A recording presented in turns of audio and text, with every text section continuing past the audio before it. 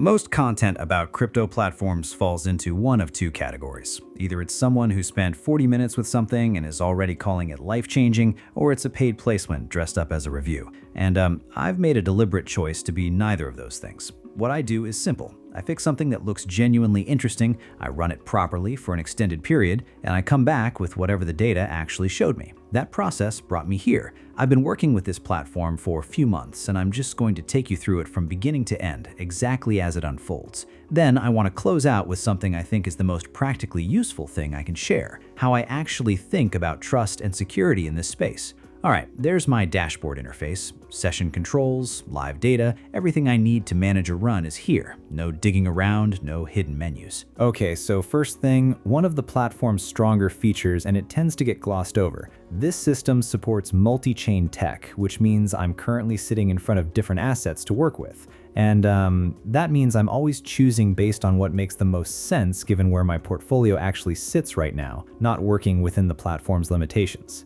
Okay, moving into the data center settings. So what I'm defining here is the operating intensity of this session, the resource depth, the processing load, how the infrastructure runs through the duration. And the reason this step warrants real thought is straightforward. It feeds directly into the result at the end, so the configuration I land on is a genuine efficiency decision. Good, everything looks correct. I press start, and session is launched. So now I'm going to leave this process for around a few minutes, then I'll walk through the withdrawal process step by step.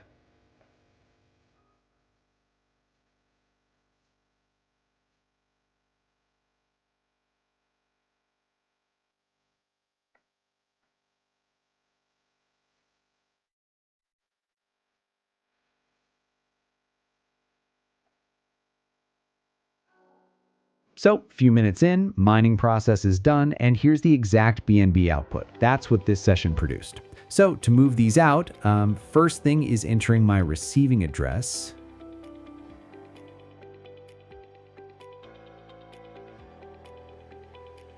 Good. Next, I cover the infrastructure. That's the platform's charge for the session, calculated from the parameters I said and the total active mining time. And what I appreciate about this model, I know what the fee is going to look like before I even start a session, because it's entirely determined by inputs I control.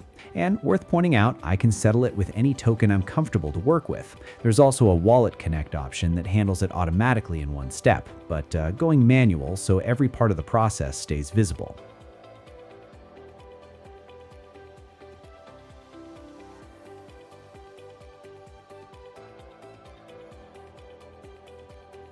Everything is done by my end. Now I tap confirm, and now it processes the transaction, should come through shortly. So while that processing, let me quickly explain the concept of cloud mining for anyone newer to this, because I think understanding the mechanics makes everything else I'm about to say click into place. So the whole idea is built around remote infrastructure. There are professional data centers out there running industrial-grade mining hardware at scale.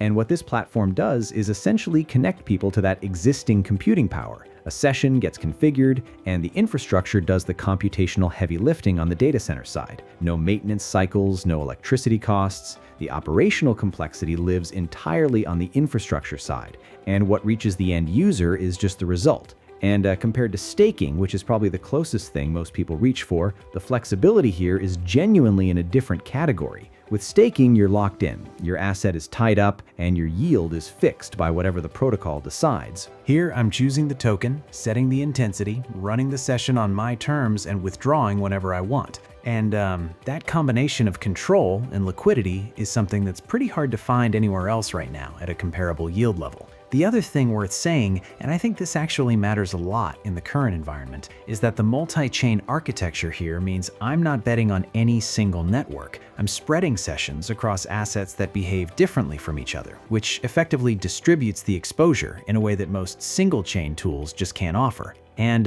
when you factor in the fee structure, which is transparent, predictable, and directly tied to the parameters I set myself, the overall picture is genuinely one of the more efficient yield setups I've come across in a while. And coming from someone whose entire process is built around trying to find the crack, that's the most honest endorsement I know how to give.